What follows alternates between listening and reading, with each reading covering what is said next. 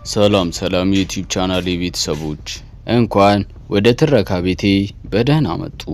አስቡት እስኪ በከፍተኛ ፍጥነት በሚጓዝ ባቡር ውስጥ ሆናችሁ ድንገተኛ አደጋ ከተማዋን ሲያጥለቀልቃት።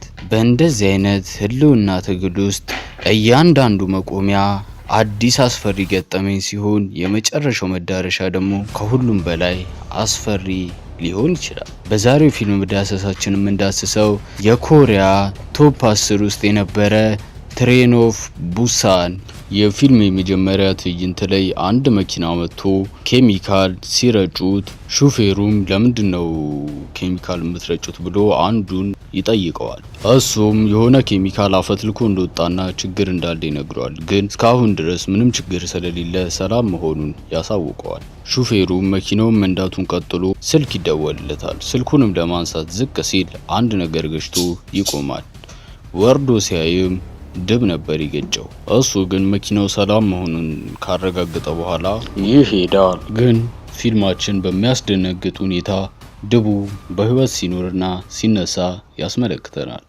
በሌላ ትዕይንቱም ሳኩ ስራ ቦታ ሆኖ እሱም ከደንበኛው ጋር በስልክ እየተነጋገረ ዌብሳይት ላይ አዲስ ዜና ሲመለከት የሚያስደነግጥ ዜና ይመለከታል። ዜናው ሁሉም አሳዎች ሞተው የሚያሳይ ነበር። ከዛ በኋላ መኪናውን አቁሞ ከመኪናው ወርዶ ከድሮ ሚስቱ ጋር በስልክ ሲጨቃጨቅ ያስመለክተናል። ይጨቃጨቁም የነበረው ልጃቸው እናቷ በቀጣዩ የልደት ቀኗ ማየት ትፈልግ ነበር። በዛ ምክንያቱም ነው። አባቷ ግን እሷን ብቻዋን መልቀቅ አይፈልግም ነበር።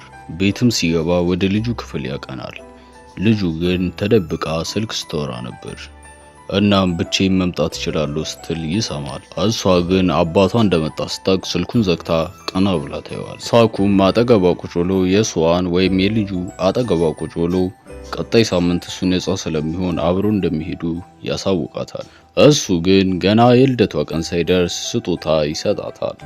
ስትከፍተውም ከዚህ በፊት ይሄን እቃ ሰጥቷት እንደነበር ታስተውላል። ይሄንንም ተነጋግረው ከልጁ ክፍል ወጥቶ ከእናቱ ጋር ስለዚሁ ጉዳይ መነጋገር ጀመረ። እናቱም በልደቷ ሲከበርላት ልጁ አዝና የሚያሳይ ቪዲዮ ታሳየዋለች። በዛ ምክንያትም ሊወስዳት ይወስናል።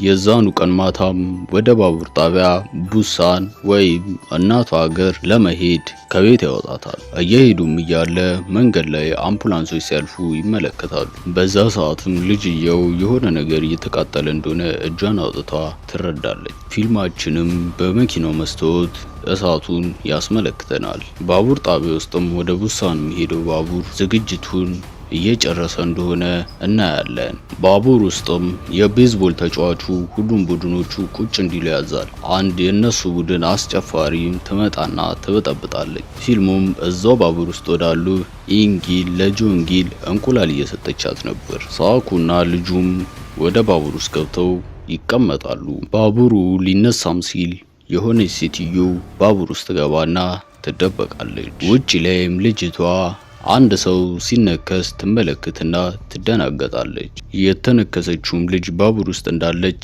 እግሯ የሆነ ቁስል እንዳለበት ፊልሙ ያስመለክተናል። ያንሱክም ለባቡሩ አስተባባሪ ሽንት ቤት ውስጥም የሆነ ሰው ረጅም ሰዓት ገብቶ እንደቆየ ይነግረዋል። ሽንት ቤት ውስጥም ተቀልፎበት የተቀመጠው ሰውዬ ሁላችንም እንሞታለን፣ ሁሉም ሟች ማለቱን ቀጥሎ ነበር። እነሱ ግን ምን እያለ እንደሆነ ስላልገባቸው እሱን ከመጸዳጃ ቤት ለማስወጣት ያስጠነቅቁታል። ሱዬንም ጓጉታ ከወንበሯ ተነስታ ትሄዳለች። የተነከሰችውም ልጅ ባቡር ውስጥ ተራምዳ ትወድቃለች። ሱንም ሽንት ቤት መግባት ፈልጋ ሽንት ቤት ጋር ትመለች። ሳንግዋ ሚስቱ ሽንት ቤት ውስጥ እንዳለች ይነግራታል። እናም ትጠብቃለች። እሱ ግን ቀጣይኛው ሽንት ቤት እንድትሄድ ይጠቁማታል። አንዷም የባቡሩ አስተባባሪ የተጎዳችውን ልጅ ትመለከታታለች። በፍጥነትም ደውላ ለሁሉም ሰራተኞች ታሳውቃቸዋል። ሳኩም ስልኩን አውርቶ እንደጨረሰ ካጠገቡ ሲመለከት ልጁን ያጣታል። የእሱ ረዳትም በዛኑ ሰዓት ደውሎ ችግር እየተፈጠረ እንደሆነ ከተማቸው ውስጥ ይነግረዋል።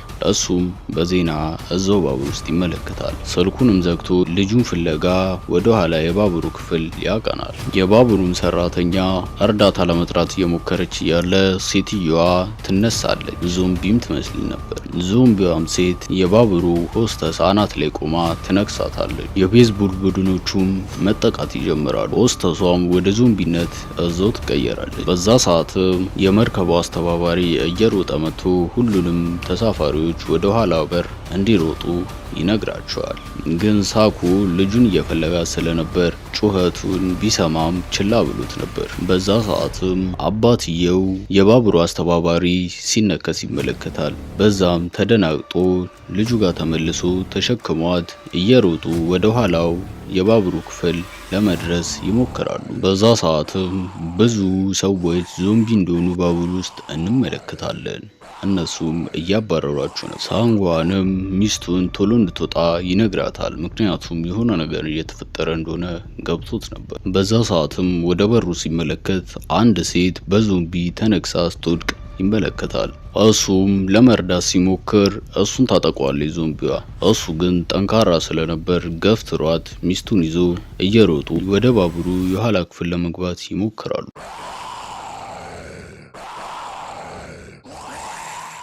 ሳኩም እንዳይደርሱባቸው ብሎ በሩን ይዘጋዋል። ሰንጉ ግን እዛው ቆሞ ሚስቱን እሩጪ ብሎ በሩን ይዞ ይጠብቃታል። ሚስቱም እየሮጠች በሩ ጋር ስትደርስ ሳንጉ ይዘጋባቸዋል።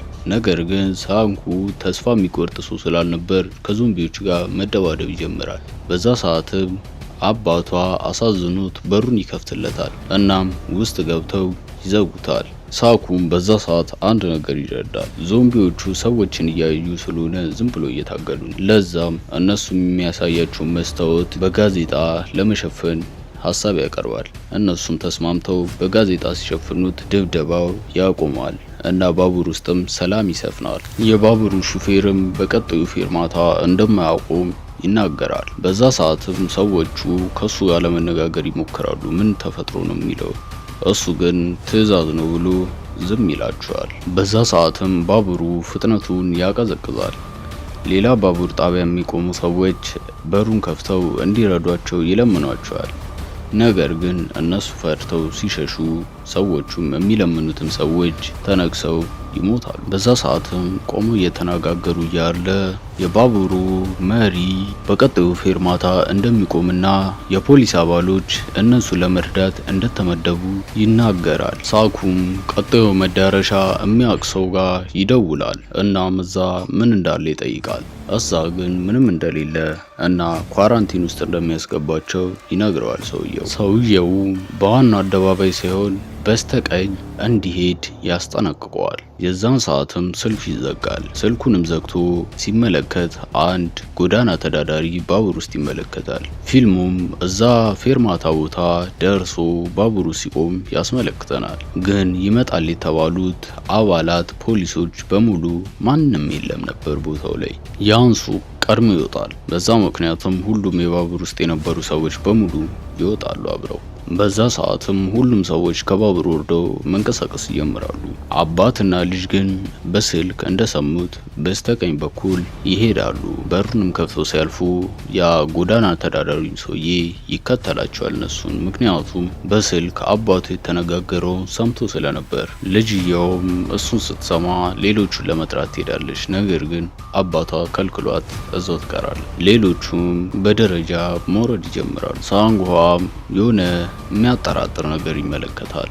እዛው ባቡር ጣቢያ ውስጥ ጎዳና ተዳዳሪውም ሰውዬ እየተመለከተ ያለ አንድ ሰው ይመጣል።